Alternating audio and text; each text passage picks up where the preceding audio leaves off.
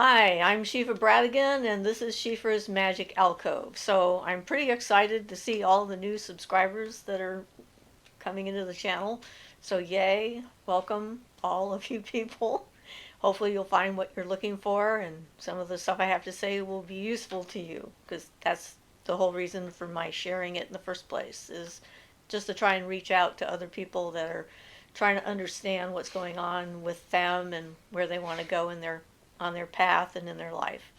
So one person sent in a request for some information about using the elements, like during the day when she's at work, she or he is at work. And so I was thinking about that, and this is going to be our subject. I'm going on the fly here and been thinking about it for a few days to figure out what kinds of things might be useful for people who are trying to create emotional boundaries, especially those of us who work with people who are in pain or suffering one way or another.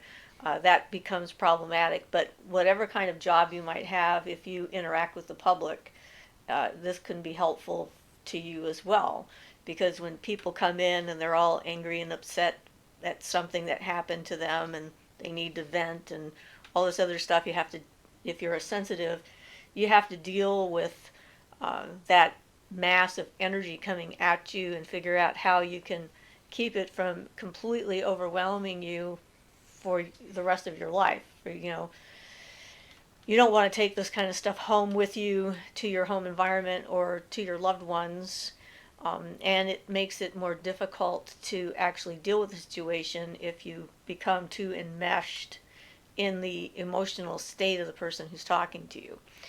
And if you work in a health related field, that becomes another layer of stuff, because not only do you have, you can have fear and anxiety, depression, and then physical pain and discomfort and confusion. There's a whole range of emotional states that come with the person when they come to see you. And I have that in my office. So, and I've talked about this on other videos about how I set my office up to help me with that. So it's worthwhile to sort of go over that again at the beginning of this one, so that it becomes a part of this particular half hour or whatever it is we end up with. So in my office, I do energy healing. I'm a Reiki master. I do physical healing as a massage therapist. I'm very aware of how empathic I am. That's been one of the things that I've worked with, trying to figure out how to deal with being an empath and how to survive in those kinds of environments. I have had a number of people who've come to see me that have declared that I was their last hope. And if I couldn't help them, they were going to kill themselves, which is kind of a very frightening place to be. when when you meet someone and they say that to you, talk about a little bit of pressure. And I try not to take it on, as I have no control over what they might do when they leave my space. But in those cases that have happened, and I know what kind of physical pain they're in, I started instituting it. They had to see me twice a week for a period of time until we got to a point where their pain levels were more under control, and they realized that they actually could survive, and then I could spread them out to once a week, like more of my normal clients. So what I've done energetically, because one of the things that happens when you're working with people is you can feel physically and emotionally exhausted, because people that are in any kind of state like that, they're looking for you to give them something, an answer, a treatment, something. They're trying to pull that out of you as soon as you meet them. And so you have that instant connection. And if you're in it to help them, and you're reaching out to them energetically because you're trying to see and feel where they're at and trying to figure out what it is that you can do to assist. So you make this sort of energetic link with people automatically without even realizing it. And if you're going to be doing it as a living, you have to be careful about how that happens. So the reason I set my office up the way it is so that I'm not using all of my own personal energy all the time when I'm helping people, for one. So I take energy from the planet. I am always visualizing when I'm sitting in my chair in my office at the table when I'm working on a client that the energy is coming up from the earth and it's coming up through my feet. And the tree meditation exercise helps to solidify that because I've done that for years and it sort of creates those open channels. And I just have to think about it in order to get the energy flowing up. And then I let that energy come up and through me into the client. And even if you're not touching them the way I do, like as a massage therapist, you can still do that to give you that extra energy you need in order to deal with a person who's in this heightened state of need. Um, and so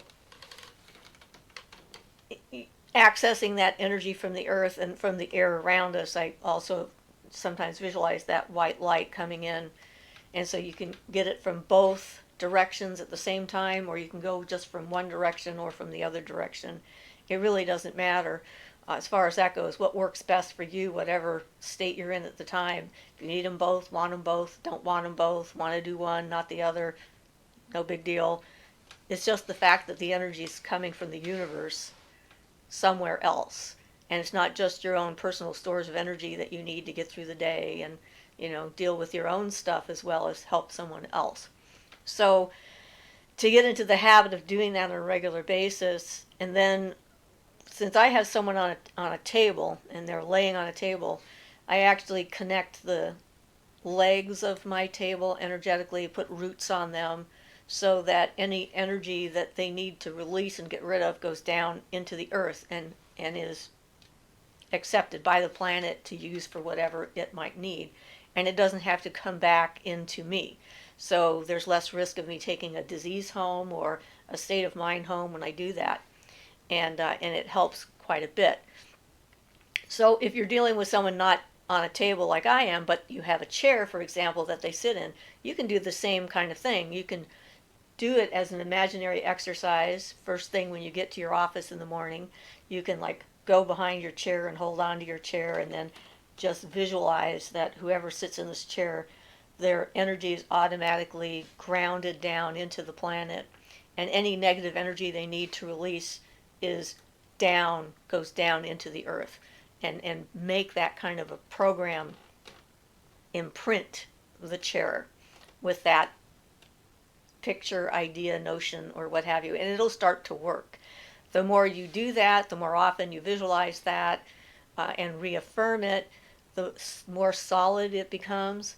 And so then it becomes like an automatic thing. As soon as someone sits in a chair, they're going to feel like they've just gotten relaxed quite a bit. Suddenly some burden that they may be carrying is just like drained right out of them. And it helps them to be more receptive to whatever it is that you have to tell them or what you have to do with them.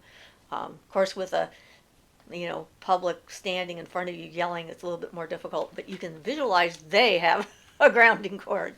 Because really, people will respond to it. They won't know you're doing it, but they will actually respond to you doing that to their energy field. So you can, and it doesn't harm them. It's not like presumptive in the case that you're not forcing them to do something. You're just giving their energy access to the earth, so that its natural inclination will be to follow along that path. And that will let them to think more clearly and to be more present. It'll allow you to be able to hear what they have to say more completely and not feel overwhelmed so much by their energy. So that's just sort of a basic thing in how you visualize setting your space up when you have to deal with people who are in these states. Okay, so whatever situation or you're in, water is usually available, and washing your hands is a good way to help ground your energy. So if somebody is, even with like grounding them and pulling energy up from the earth yourself, you still feel kind of overwhelmed by their energy. When you go and wash your hands, you focus when you turn on the water. before you put your hands in the water, you look at the water and you focus on the fact that it is flowing downward, and think about the water element as being its ability. It will go into whatever it finds, and it will fill whatever it is in. It takes the shape of whatever it fills. And emotions are associated with the water element, so emotions and feelings are associated with that element, especially feelings, I guess, but anyway, that kind of stuff. And so you can visualize when you put your hands in the water that the water is just washing all that and pulling it out of your aura and out of your body and going down through the drain and down into the earth and grounding itself. And so this energy is being released from you back to the planet, again, for the earth to use however it wants. You don't have to worry about harming the planet by letting this happen. It's kind of what the planet does. It takes things that are icky, like diseased or dissolving or, putrefying or dirty, and then pushes it through a bunch of soil and dirt and rocks and other things, and then comes out clean on the other side. So it's sort of a natural process. You don't have to think about that part of it. You just need to get it started. So that is definitely one of the ways you can use the water element where you work. And before I forget and get out of the water element here, if there's a serious emergency, if you think like when you get home and you feel like something is inside of you, or you've got an attachment from somebody that you picked up and didn't realize it at the time, feels like some kind of a overshadowing energy that doesn't feel like you, you can use water to get that out of you by putting your feet and hands in running water. So that's like a specific thing, and it works really well for that. It'll take anything not your energy and just pull it out and down. So you can stand in your bathtub and bend over and put your hands in the faucet and run, or you can turn on the shower. And I don't know how you would do that, just have your feet and your hands in the shower. So a board across the bathtub that you can sit on and put your hands and feet in there, or any source of water that's out there. So a fountain, a creek, a stream, a river, an ocean, a lake, a natural body of water. It doesn't have to actually be running, it can just be a lake. But stick your feet and put your hands in, and it'll just like pull all that stuff out. So it's really good to have as an emergency, just in case something happens and the other things you're doing aren't working. So like air helps with the mental confusion and thinking and stuff like that. And I was thinking about how you could use air in a situation where you're trying to communicate with somebody, and if you're good at picking up their thoughts and things are very chaotic and that kind of thing, or you're feeling confused because they're confused and you need to clear your mind. And things that represent air to us are like bells. They often use bells to chase away negative energy, negative spirits, negative beings. That's what hanging bells, wind chimes, witches' bells on the door, those are all the same idea. So there's a body of energy associated with getting rid of negativity and clearing things out by using a bell. So if you had a way to have a small bell on your wrist, or as a piece of jewelry, or in your pocket, or in your drawer, or something like that, and when you felt that, you could ring the bell and telling yourself that's clearing out your mind, or clearing out your energy, and getting rid of whatever intrusive or confusing thoughts might be there. Like, as a person who sometimes gets telepathic messages, knowing my own thoughts helps quite a bit, because when I get one and it's clearly not me, I know right away that, hey, that's not me. I don't think that way. My thoughts don't feel that way. And so it helps you to clarify what kind of information you might be getting. So another thing that you can do is like charge up a piece of jewelry. Like in this case, I've been wearing my tiger eye for a while. And tiger eye is a natural repellent of negativity. They used it to ward off the evil eye in ancient times because of its reflective surface. There's other stones that do a similar thing, like labradorite. But you can get a stone like that that you associate with repelling negativity, and every time you put it on and you wear it, you think about that that's what it is. You can hold it in your hand and sort of charge it that way by, thinking of its natural properties and programming it to make negative energy bounce off of you and not enter into your energy field. This is sort of an extension of the boundaries kind of thing and the psychic self-defense, because that's what all of this is about. You have a right to be yourself, an individual experience or expression of life in the universe. And it's difficult to become yourself if you're completely overwhelmed by other people's things all the time. So that's something you can do, is have a piece of jewelry. It can be very unobtrusive. You don't have to have it out in the open. It can be in your pocket if you need it to be, or under your shirt or your clothing, so long as you have it on your person, somewhere on your person. So you know your work environment better than I do, and you can sort of figure out what will and won't work. I would also, of course, recommend doing the shielding around yourself before you go in to work, and then doing some personal cleansings afterwards, just to make sure that you're coming back to your own center, and you're not being overwhelmed by the stuff that you've encountered while you were there. So let's see. There's other stones that you can use to help ground yourself if you're having trouble grounding. If the idea of putting roots down doesn't quite do it for you, you can take like a piece of hematite. Hematite is made mostly of iron, so it's a heavy substance to start with, so it's a naturally grounding stone. And you can put that in your pocket and again hold it and think about how it's grounding. The other thing to develop, though, is what I would call overview. It's really important as an empath, because I still know what's happening in a person. I know how they're feeling. I know where they hurt, but I don't have to be the pain or be the feeling anymore. I can just be aware of the fact that it's there without having to experience it myself completely, which I can tell you is a much better place to be, because I'm still communicating with them. They still feel my empathy. They know that I'm listening. They know that I care. They know that I'm there with them. So there's no doubt about that. But I don't have to become them and be completely enveloped by whatever tragedy they're going through, or pain they're going through, or condition they're going through.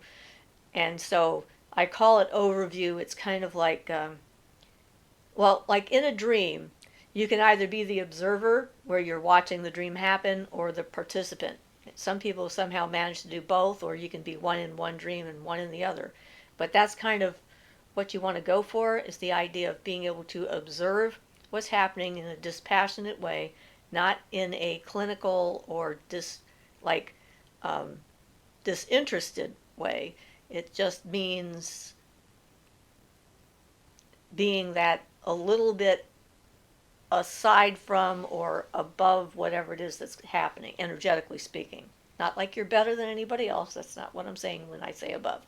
But it's just it makes it easier for you to deal with whatever the stresses might be, and it also makes it easier for the other person, because if they're somewhat empathic, and then you take on everything they have, and then you reflect that back to them, you can create this kind of energetic thing that feeds itself, going back and forth, and things just get worse and more intense and whatnot. So, fire is a difficult one to figure out how to incorporate into an environment, as unless you have candles and you're allowed to light candles. If you have candles and you can light candles, you can charge up a candle to help calm a space, clear a space, clear you, and you can pick whatever color works for you. Once a year, we charge up what we call a peace candle for a Mabon, and then throughout the year, if we feel like we need it, like this is my Mabon candle. and I light this from time to time, and because of how it's been charged up in ritual and so forth, when I light it, it automatically starts to release that calm energy, peaceful energy in the room. Doesn't mean everyone becomes peaceful, but it helps. That's kind of one of those things. So you can do something like that. And if you have some other thing that you can substitute for that, any little ritual you can do, or whatever, hide an object in a cupboard. You can charge up a deity or a small figurine or like a Buddha or, uh, an angel figure. I actually have a lot of angel figures that I use because most of the old gods and stuff had wings. The Greek and the Roman and the Egyptian and some of the Hindu deities have wings, and so I think it works. So I can like create a house for a deity and name it what I want it and put the energy into it. And if that's in the room, then it's going to put out specific energy. Um, I've had I had one woman I worked with who was Catholic, and she was going through some pretty heavy stuff, like insane psychotic break, getting ready to kill herself to save her boyfriend's soul from the devil kind of stuff. And I really recommended that she get a Virgin Mary statue. She was Catholic, so it's a matter of what either your actual religious beliefs, if you have them, your spiritual beliefs, or the environment that you're in, and what will be acceptable to the environment. You can still adapt to your use, so long as no one's going to like go, oh, look at that, and pick it up and walk off with it. You don't want that to happen. That's not a good idea. So practicing the casting of the pentagrams around your body, all 5 pentagrams, the earth, air, fire, water, and spirit. I do a pretty good explanation on the pentagram and tatwa, Indian tatwas video that you can watch if you need a refresher course in that.